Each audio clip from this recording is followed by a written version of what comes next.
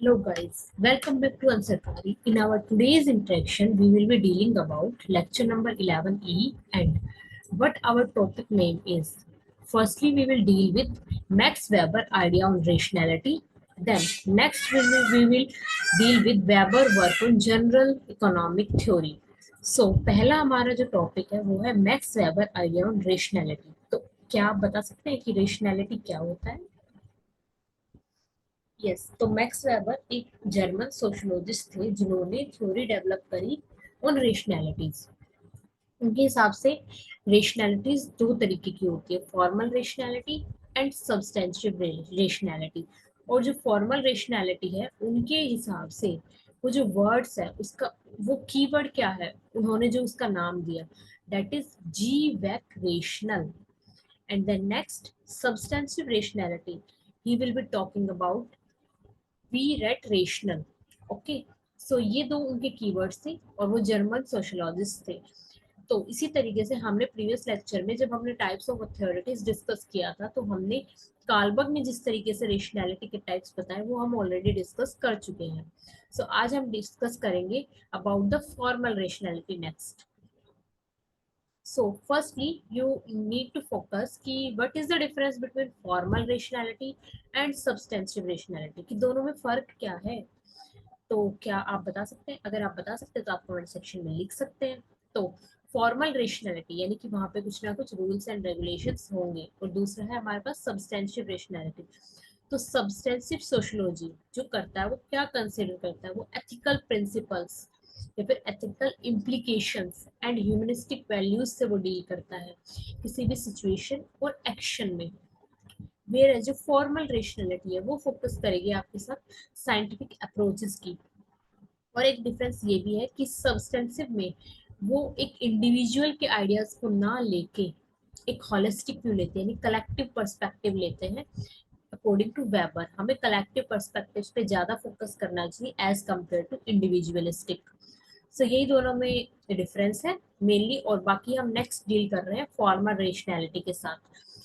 तो formal rationality हमने सोचा कि भाई ये साइंटिफिक अप्रोचेस पे तो इसके कुछ फीचर्स भी होंगे जो फीचर्स सिग्निफाई करेंगे कि ये टॉक अबाउट कर रहा है कि फॉर्मल रेशनैलिटी क्या है. सो फॉर्मल रेशनैलिटी उसमें क्या होता है, कैलकुलेबिलिटी होती है, यानी कि आप उसमें इजीली कैलकुलेट करते हो, यानी वो क्वांटिफाइड है. और नेक्स्ट ये क्या है इसके अंदर एक कि ये रूल्स एंड रेगुलेशन, यानी फॉर्मल कोई भी चीज जिसमें एक पर्सपेक्टिव यानी एक डिसिप्लिन वे में कोई एक्शन लिया जा रहा है. और दूसरा क्या है इसमें एफिशिएंसी है. ठीक है. नेक्स्ट एक इम्पॉर्टेंट फीचर है कि things must be operated in one way in one place और अनदर, यानी कि कोई ना कोई प्रिडिक्टेबिलिटी है, यानी ये अनप्रिडिक्टेबल नहीं है, इसलिए इसको फॉर्मल बोला गया है. नेक्स्ट ये है कि formal rationality seeks to gain control over uncertain things, कि जो चीजें हमारे कंट्रोल में नहीं है हम उसके साथ भी डील कर लेते हैं इसके अंदर. नेक्स्ट है कि ये क्या करता है, progressively reduces human technology and ultimately represses human technology with non technology. तो ये टेक्नोलॉजिकल नहीं है, एक तरीके से हम ये बोल सकते हैं ना, ये ह्यूमन की टेक्नोलॉजी, तो ये कम कर देता है उसको, और जो नॉर्मल जो होना चाहिए वो हमने उससे डील करते हैं. The next, rational system tend to have a series of irrational consequences for people involved in them, society, and the system involved in it. So world become less meaningful, magical according to Weber. तो इस हिसाब से क्या है, मतलब जो हम super उसकी बात करते हैं ना, वो हम इसमें नहीं है कि कोई मिस्टिसिज्म हो गया फिर इस तरीके के आइडियाज रिफ्लेक्ट नहीं करते, वो एक फॉर्मल वे में जा रहा है. सो दैट मीन्स इससे हम क्या कंक्लूजन निकाल सकते हैं कि formal rationality stand in with all types of rationality, और साथ ही साथ ये कॉन्फ्लिक्ट में है सब्सटेंटिव रेशनैलिटी के. और कार्लबर्ग के हिसाब से वेबर क्या कर रहा है, कार्लबर्ग के हिसाब से कार्लबर्ग बोलता है argues that weber believe that this conflict between two formal and substantial rationality, कि इन्हीं में ही आपस में कंट्रोवर्शियल आइडियाज है, यही क्लियर नहीं हो रहा कि फॉर्मल रेशनैलिटी क्या है और सब्सटेंटिव रेशनैलिटी। सो इस this played a very important role in rationalisation in the west. तो इसी में क्या है, उन्होंने बिगर रोल प्ले किया रेशनलाइजेशन इन द वेस्ट कैसे हो रहा है। सो अब यहाँ पे क्वेश्चन आता है कि व्हाट इज रेशनलाइजेशन। तो जैसे कि वेस्ट में बता रहे हैं, तो मॉडर्निटी का कंसेप्ट तो इंडिया में भी वहीं से ही आया था। तो रेशनलाइजेशन के वेबर के हिसाब से क्या है, एक आइडिया है जिसमें एक मॉडर्निटी फीचर्स है, यानी कि करेक्टराइज कर रहा है मॉडर्निटी को। So rationality is a more a matter of procedure than a content. तो सिर्फ हम ये नहीं बोल सकते कि सिर्फ कंटेंट भरा पड़ा है, इसमें क्या एक प्रोसीजर है, एक प्रोसेस है, वो सारी चीजें फॉलो हो रही है। तो रेशनैलिटी क्या है, एक करेक्टराइजिंग फीचर है मॉडर्निटी का, जिसमें क्या होगा, बिलीफ्स होंगे, should be consistent and not contradictory. तो बिलीफ ऐसे होने चाहिए जो कि कंसिस्टेंट मैनर में, without any controversial ideas and contradictions. So they, ताकि वो जो एक्सपीरियंस है, जो हमें पता है, उसके साथ वो फिट हो सके। सो नेक्स्ट, तो रेशनैलिटी के फीचर्स हम डिस्कस कर लेते हैं थोड़े से, कि रेशनैलिटी में होता क्या है आखिर। तो रेशनैलिटी, रेशनलाइजेशन जैसे अकॉर्डिंग टू वेबर हमने बताया कि वो मॉडर्निटी के बेस पे है। तो रेशनैलिटी के सम फीचर्स है वही, जैसे कि हमने फॉर्मल रेशनैलिटी बोला कि वो क्वांटिफाइड है, प्रिडिक्टेबल है।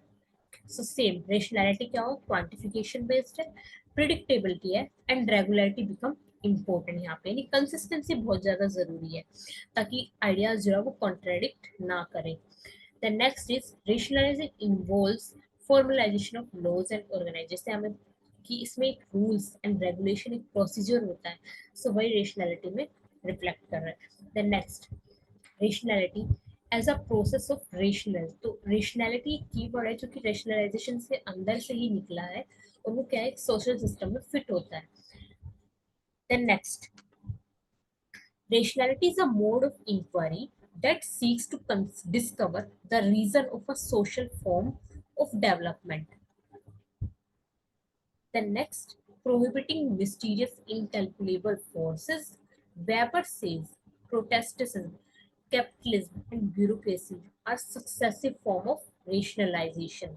So हम इन टोटलिटी क्या बोल सकते हैं कि रेशनलाइजेशन जो है वो प्रोडक्ट है एक साइंटिफिक अप्रोचेस का, यानी साइंटिफिक प्रिंसिपल्स में आप अप्लाई कर रहे हो, साइंटिफिक स्पेशलाइजेशन करोगे, and technological differentiation of western culture, तभी तो मॉडर्निटी का कंसेप्ट आ रहा है ना। सो वही इसमें वो डील कर रहे हैं। सो यहीं पे हमारा नेक्स्ट है कि कार्लबर्ग उसके हिसाब से, अब कार्लबर्ग मैक्स वेबर के आइडियाज पे, पहले तो उन्होंने ये बोला कि मॉडर्निटी पे ठीक है, वो फीचर्स मतलब स्ट्रेंथन कर रहे हैं उस बात को बार बार, लेकिन वो आइडियाज ऐसे होने चाहिए जो कि कंट्राडिक्ट ना करे। तो पहले उन्होंने ये बोला कि फॉर्मल और सब्सटेंशियल रेशनैलिटी में आपको डिफरेंस ही समझ नहीं आ रहा है, इससे ये क्लियर नहीं हो पा रहा। तो ये कार्लबर्ग ने थोड़ा सा क्रिटिसाइज कर दिया उनके आइडियाज को। Then next, Kalberg deals with the capacity different type of rationality introducing methodological way of life. तो यहाँ पे कार्लबर्ग ने क्या किया है, उसको मेथोडोलॉजिकल वे में लेके गए हैं। उनके हिसाब से क्या है कि सिर्फ रेशनैलिटी ये नहीं है नॉर्मल और सब्सटेंटिव, उन्होंने बोला कि एक मेथोडोलॉजिकल वे इंट्रोड्यूस करो जिससे कि आपको समझ आ जाए कि क्या होना चाहिए। तो नेक्स्ट ही विल बी कि practical rationality is not methodological. अब उन्होंने आंसर दिया कि क्यों practical rationality is not methodological. तो उन्होंने बोला it is according to the situation, यानी कि वो उस सिचुएशन के हिसाब से होता है, rather than cognitive thinking, यानी कि सिर्फ जो आप दिमाग में सोच रहे हो उस तरीके से नहीं हो सकता। सो इसलिए वहाँ पे क्या है, highly limited to suppress it and it is like an end product. तो यहाँ पे मेनली उन्होंने यही बोला कि वो अकॉर्डिंग टू सिचुएशन होनी चाहिए, ना कि आपकी सिर्फ थिंकिंग बेस्ड हो जाए। तो उन्होंने मेनली यही फोकस किया है। So that's why substantial rationality it is only type which have potential to use methodological way of life। तो यहीं पे देखो आपको क्या समझ आ रहा होगा कि जो वेबर है ना, वो मेनली मतलब बार बार बोले जा रहा है कि हमारा होना चाहिए फोकस फॉर्मल रेशनैलिटी के बेस पे, लेकिन वहीं पे कार्लबर्ग उसके आइडियाज को कॉन्ट्राडिक्ट करके क्या बोल रहा है कि जो सब्सटेंटिव रेशनैलिटी है वो ज़्यादा बेटर है, उसमें एक अलग पोटेंशियल है जिसमें कि एक मैथोडोलॉजिकल वे ऑफ लाइफ होगा। सो इसी के हिसाब अब जब इस तरीके के आइडियाज आते हैं तो वेबर क्या करता है, थोड़ा सा fear that formal rationality practiced by bureaucrats and capitalists will dominate the west। तो उनका उनका अंदर ये डर लगा रहता है कि अगर इस तरीके से चलता रहे तो वेस्ट में जो है वो आइडियाज ही ब्यूरोक्रेट और कैपिटलिस्ट ज़्यादा डोमिनेट कर जाएंगे and the autonomous and free individual which reflects the highest ideals of Western civilization will be judged reference by ultimate values of that rationality। ठीक है, तो उनके हिसाब से फिर क्या होगा कि वो उसी के हिसाब से डील करे जाएंगे। तो यही वेबर को डर लगता है कि कहीं ऐसा ना हो जाए कि सिर्फ इन्हीं को डोमिनेट करने की वजह से। तो ये उनका एक पर्सपेक्टिव है। देन नेक्स्ट, अब वेबर ने जैसे ब्यूरोक्रेसी और कैपिटलिस्ट आइडियाज को डोमिनेट करने की बात की, वहीं पे हमें पता होना चाहिए कि उनके आइडियाज थे क्या। Bureaucracy as a form of rationalisation. First उन्होंने बोला कि the systematisation of purposes and procedures. Then next उनके हिसाब से होना चाहिए rights and application based on established and clearly defined norma for the purpose of efficiency। जैसा कि हम ऑलरेडी डिस्कस कि प्रिडिक्टेबल होना चाहिए, क्वांटिफाइड होना चाहिए और efficiency based होनी चाहिए rationality। So same here, he is mentioning that rights and obligation होना चाहिए, यानी कि उनकी कोई clearly defined norms होने चाहिए। So rationalization of the procedure of recruitment, promotion and retirement of bureaucrats through which their lives gain security and management। So next, basic concern weber की थी क्या कि हमें एक रिलेशन डेवलप करना पड़ेगा साइंस एंड ह्यूमन एक्शन। हम सिर्फ ये नहीं बोल सकते कि जो सब्सटेंसिव रेशनैलिटी है उसमें साइंटिफिक है, या फिर जो फॉर्मल रेशनैलिटी है उसमें ये नहीं आ पा रहा, इस तरीके से हम बात नहीं कर सकते। तो उन्होंने उनका रिलेशन यही है कि एक रिलेशन डेवलप होना चाहिए। तो उनका मेन फोकस फिर बाद में यही रहा कि साइंस एंड ह्यूमन एक्शन में रिलेशन डेवलप हो, इसलिए उन्होंने फिर बात की as a part of Weber argues for a value free social science. तो हमारे प्रीवियस लेक्चर्स में जैसे कि हम सुन चुके हैं कि जो सोशोलॉजी है वो हम अमलगेमेशन ऑफ मैनी सब्जेक्ट्स हैं और हम उसको न्यूट्रलिटी उसमें हमें मेंटेन करनी चाहिए, ऑब्जेक्टिफिकेशंस भी रखने चाहिए। तो उसके लिए हमने बोला था word value free sociology. So same here barber weber is arguing for a value free social science. तो यहाँ पे मेन पॉइंट उनका यही है कि वैल्यू फ्री सोशोलॉजी होनी चाहिए। तो वो कैसे होनी चाहिए उसके सम पॉइंट्स होंगे, right. So study of society are principally concerned with the analysis and understanding of values as these are the main crucial elements of society। यानी कि basic foundation of free sociology है क्या, ये आप बता सकते हैं। अभी हमने डिस्कस किया जैसे कि जो वैल्यूज को समझे कि जो वो जो एलिमेंट्स है, वो जो वैल्यूज है वो एक हमारी सोसाइटी का बेसिक पार्ट है जो कि हमारी फाउंडेशन बनाता है वैल्यू फ्री सोशोलॉजी के लिए। दूसरा है डिस्पैशनेट इंक्वायरी। देन नेक्स्ट होना चाहिए रिलायबल एंड एश्योर्ड नॉलेज। सो ये सब कीवर्ड्स हैं जो अगर आप वैल्यू फ्री सोशोलॉजी के बारे में लिख रहे हो वो आपके आंसर्स में आने चाहिए। देन नेक्स्ट हमारा जो जैसा कि टॉपिक था कि Weber's work on journal economic history हम पढ़ने वाले हैं now. So he is concerned with development of rational capitalist economy in oxidant. अब ऑक्सीडेंट मतलब आपको पता होना चाहिए, यानी कि अपोजिट ऑफ ओरिएंट, यानी कि जिस तरीके से आप चल रहे हो उसका उल्टा। विच ही डिफाइंड एज, जिसको उन्होंने क्या बोल दिया, functional organisation oriented to money prices which originates in the interest struggle of man in the market. तो यानी कि जब भी हम इकोनॉमिक खरीदते हैं कैपिटलिस्ट इकोनॉमी वो कहाँ पे हो सकती है, मार्केट इकोनॉमी होती है। वहाँ पे मेन फोकस क्या होता है, फॉर द प्रॉफिट मेकिंग। तो वहीं पे वेबर ने वर्ड यूज करा है रेशनल कैपिटलिस्ट इकोनॉमी, और उसको किससे कंपेयर, इन ऑक्सीडेंट यानी अपोजिट ऑफ ओरिएंट, यानी जिस तरीके से चल रहा है उसके उल्टा। So there are various sources, roots and results of capitalism, and he reject idea of general revolutionary sequence.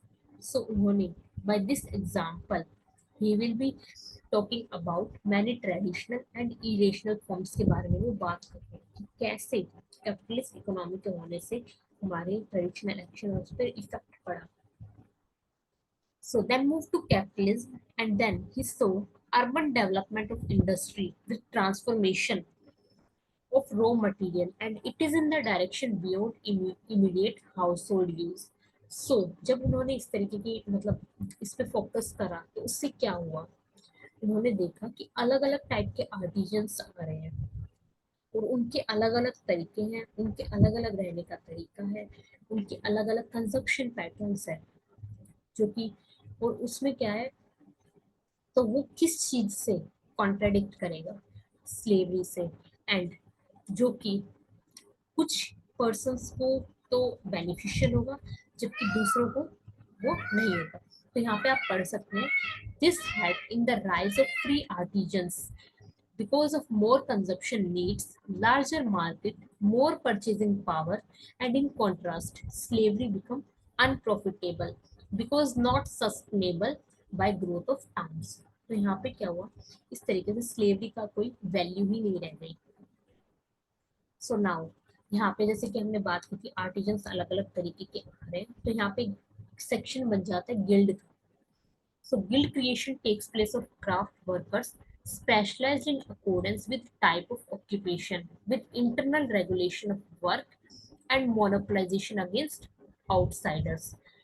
So यहाँ पे इससे क्या होगा कि फ्रीडम ऑफ एसोसिएशन, यानी धीरे धीरे अलग अलग आर्टिजन्स या गिल्ड्स या फिर वो है लेकिन वो एक साथ कंबाइन कर ले रहे हैं ना, and then anti capitalist expect were part. तो हम सिर्फ वहाँ पे फिर इस तरीके से, जब वो इस तरीके से एसोसिएशन हो जाएगा और हर किसी को फ्रीडम मिल जाएगी, तो वो सिर्फ एक कैपिटलिस्ट इकोनॉमी ना रह के उसमें नॉन कैपिटलिस्ट एक्सपेक्ट भी दिखने लग जाएगा. सो तो उन्होंने यही बोला कि जैसे जैसे मॉडर्न एज आई, यानी कि जैसे जैसे रेशनलाइजेशन हुआ, कैरेक्टराइजिंग फीचर ऑफ मॉडर्निटी आया, उससे क्या हो गया, जो गिल्ड्स हैं वो डिसइंटीग्रेट हो गए. और डिसइंटीग्रेट होने का क्या क्या कारण रहा, टेक्नोलॉजिकल डेवलपमेंट रहा, यानी टेक्नोलॉजिकल एडवांसमेंट रहा, जिससे एक सिस्टम के अंदर with this came rise of domestic system of production, जिसको उन्होंने एक वर्ड दिया putting out system, in which production is decentralised taking place in the homes of workers. लेकिन इनके जो वर्कर्स है ना, वो उस मीन्स प्रोडक्शन ऑफ, तो उनके लिए उसने डोमेस्टिक सिस्टम में एक वर्ड यूज कर दिया पुटिंग आउट सिस्टम, जो कि अगर आप वेबर की इकोनॉमिक हिस्ट्री में अगर कोई बात मेंशन कर रहे हो तो ये पुटिंग आउट सिस्टम जैसा वर्ड आना चाहिए वहाँ पे. तो this is western system was in contrast to clan of system of China, caste system of India. Thus, the West had fully developed system like rest of the world. तो जैसा कि हमें सबको पता है कि पहले जो भी कंसेप्ट है वो वेस्ट में है, देन वहाँ से आइडियाज फ्लरिश होके इंडिया या फिर other parts of the world में फैले हैं. बिकॉज हमने सबसे इनिशियल चैप्टर में बात ही यही करी थी, तो आप उसको देख सकते हैं. अगर आपको यहाँ पे समझ नहीं आ रहा है या फिर कोई ना कोई दिक्कत आ रही है तो आप फर्स्ट लेक्चर जरूर सुनिए. The next, weber says that factory system development alongside craft systems, this because both factory and advancement in machinery and core industry are correlated with each other. तो ये बात तो सबको पता है कि कैपिटलिस्ट इकोनॉमी में यानी कि वहाँ पे मशीन्स आ रही है, इंडस्ट्रीज डेवलप हो रही है, जिससे कि कोरिलेशन बन रहा है, उसी से टेक्नोलॉजिकल डेवलपमेंट भी हो रहा है. सो इन अफेक्ट पहले क्योंकि क्या होता था, कोई मशीन कोई सिर्फ ऑक्यूपेशन बेस्ड होती थी और मेनली बार्टर सिस्टम भी फॉलो किया जाता था. मनी की कोई वैल्यू नहीं थी, ना ही मनी इस टाइम पे नोन था. धीरे धीरे जैसे जैसे एडवांसमेंट होता गया मॉडर्निटी कंसेप्ट, तो मनी की वैल्यू मनी यानी आने लगा. तो वही वाली बात यहाँ पे बताई जा रही है. So in a factory free labour, specialised और coordinative activity and ownership of means of production and fixed capital and system, ये आप पढ़ सकते हैं यहाँ से. सो उसके हिसाब से इन टोटलिटी फैक्ट्री क्या है, उन्होंने इसको बोल दिया कि कैपिटलिस्ट ऑर्गेनाइजेशन है and other components advance machinery, transportation system, machinery, bank, वो इसके सारे पार्ट्स है। तो इन्होंने की कैलकुलेबिलिटी होनी चाहिए। तो वो कैलकुलेबिलिटी किससे कि जो इनका है ना, जब भी हम किसी भी ऑर्गेनाइजेशन पे देखते हैं तो वहाँ पे उनके साथ एक बिलिंग वगैरह सारी होती है। तो उन्होंने उसका कंसेप्ट है ना कि हमें इन सारी चीज़ों का पता होना चाहिए। उसका वर्ड यूज इन्होंने किया बुक कीपिंग, यानी कि आपको पूरा आइडिया होना चाहिए अगर आप इस फील्ड में हो तो। और उसके हिसाब से वेबर ने उस पूरी सोसाइटी का नाम क्या दे दिया, capitalist economy, when everyday requirement of population are supplied by capitalistic methods। ठीक है। सो उन्होंने यहीं पे यही मेंशन किया कि फ्री मार्केट होना चाहिए, स्टेडी डिमांड होनी चाहिए, तभी तो कंजम्पशन आएगी। अगर डिमांड ही नहीं होगी तो सप्लाई क्या करके करोगे, क्या मनी कैसे आएगा इकोनॉमी में। इनएक्सपेंसिव रेशनल टेक्नोलॉजीज का यूज करो, free labour force, discipline, rational capital accounting होनी चाहिए, कमर्शलाइजेशन ऑफ इकोनॉमिक लाइफ करना पड़ेगा। Outside economy what is required is professional administration. इनके साथ साथ जो कैपिटलिस्टिक फीचर है, इनके साथ साथ आपको चाहिए क्या, ऐसे पर्सन डेवलप करें जो एक प्रोफेशनल वे में काम करे, यानी कि प्रोफेशनल एडमिनिस्ट्रेशन चला सके, official stand and law based on the concept of citizenship, rational law, यानी कि जूरी आए वहाँ पे, interpretation, cities, modern science, technology, ये सारे फीचर्स एक जगह दिखने चाहिए। Example, rational ethic for conduct of modern life, that is religious basis for ordering of life which is followed out must lead to explicit rationalism। देख, इसलिए therefore our rational economy is dependent upon non-economic forces throughout the rest of society in order to develop। तो इनका फिर कहने का मतलब यही है कि इस सारी चीजों से होगा क्या, इकोनॉमिक और नॉन इकोनॉमिक फोर्सेस होनी चाहिए। उससे क्या होगा, डिपेंडेंसी क्रिएट होगी और इकोनॉमी में भी डेवलप होगा। So, thanks for watching. Let's meet in our next session. I hope you will be revising and always moving forward. Please like, share, subscribe our channel and join us. Thank you very much.